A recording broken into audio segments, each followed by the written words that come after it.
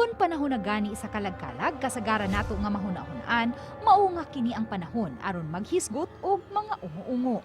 Sama na lang sa mga salida, kalihukan o bakha istorya-istorya. Apan atong sayran kung nganong namugna ang panahon sa kalagkalag ug unsa usab kini kamahinungdanon para kanato.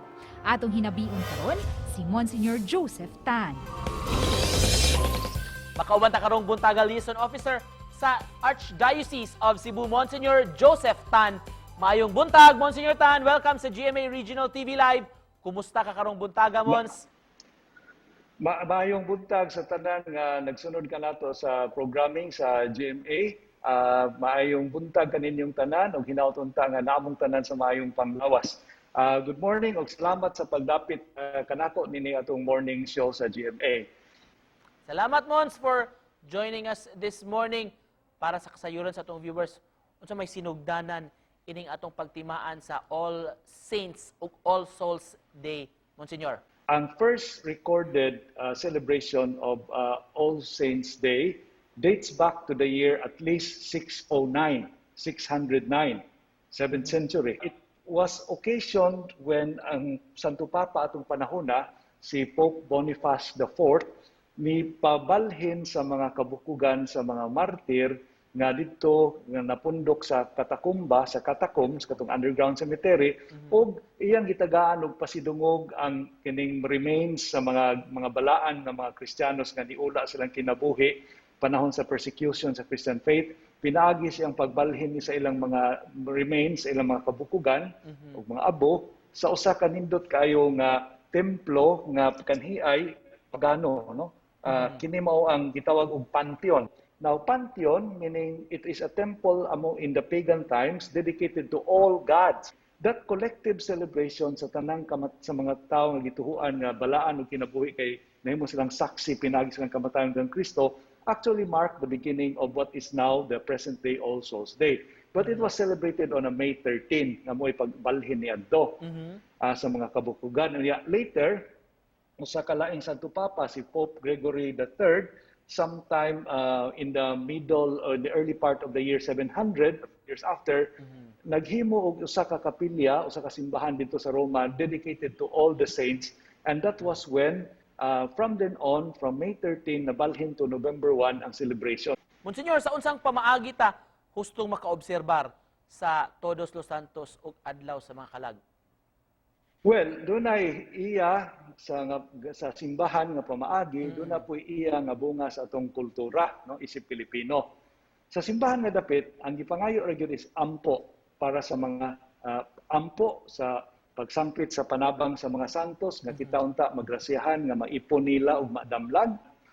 Of course, sa Filipino tradition, related to other cultures, doon na ang pagdagkot og kandila sa mga pansyon, na ang paghalad og mga buwak, paghalad og pagkaon, panag-abot sa mga paryente sa minteryo, kay mag-reunion. Doon na po tayo celebratory aspect ana nga gikan sa atong kultura, diin atong gi-strengthen ang atong family bonds, no nga kita magkita og tagpila ka buwan, but sa kalag-kalag maningkamot ang tanan kay holiday man, long weekend, manguli haron mag-abot-abot ta, no. Hisgot magyud ani Mons on All Souls Day ug All Saints Day. Supposedly balaanon solemne kay ini nga kasaulugan, pero murag naabot na magyud hinuon ni sa kining mga ungo-ungo, mga abat-abat ning selebrasyon. Originally, ang Halloween was the eve of All Saints, of All Holy. And then for some reasons, kaya naghisgot man tag mga kalag sa mga balaan, nahimo ning kalag na ungo-ungo, no? And so sa US na practice ang trick or treat ng mga bata, mag-costume, mulakaw sa kadalanan, manuktok sa kapanibalay, unya mangayo og kindi.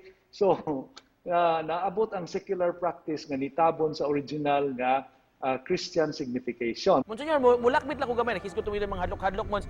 Manggawas sa din karong mga panahon na kini mga istorya nga dunay mga wala mahiluna nga mga kalag, mga nagpakita og nagparamdam kuno kumbaga. Unsa may atong ayang buhaton ini Mons? Well, number one, dili man ta supak anang mga istoryaha kay it supports, it proves gitudlo sa simbahan nga dunay dili mamatay sa tao inigbiya nining kalibutan.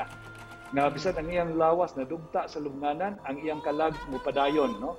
Hangtod nga mahiuli kini pagbalik uban sa iyang lawas sa adlaw na sa paghukom. Unang general resurrection, the body will be reunited to the soul to the body. But for now, after death, samtang wala pa ang general resurrection, ang kalag dili mamatay, mupadayon siya sa iyang kaugalingong panay, magpaabot sa pagkabanhaw. Muna giampuan nato, ano mahinluan. So, kini mga horror stories, it kini pakita og mga ungo-ungo, it really supports no the theory sa simbahan nga dunay naa sa tao nga dili mapapa sa kamatayon.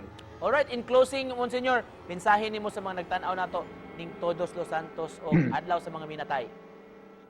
Well, naana po gihapon ta sa pandemya, wala gyapon nato mapadayon ang atong usual nga mga buluhaton sa pagsaulog nining All Souls Day o All Saints Day, but kung doon na may kayuhan nga itong napo-po nining pandemya, na-focus ta pagbalik sa unsay essential. No, ang essential sa kasulugan sa All Souls Day o All Saints Day mao ang paghinumdom sa paghigugma sa mga nag-una kanato o pagpasalamat kanila o paghigugma kanila o pagpasalamat kanila pagbalik pinaagi sa paghandom kanila diha sa atong pag-ampo. Mao kana ang essential na atong dili mahimong makalimtan. Alright, and with that, magpasalamat mig dako sa imong pahimangno kanamo karong butaga ug pagpahinumdom namo kabahin ning importansya sa atong mga kasaulugan ro mga adlaw. Makapuso ang Media Liaison Officer sa Archdiocese of Cebu, Monsignor Joseph Tan. Daghang kayong salamat, Monsignor.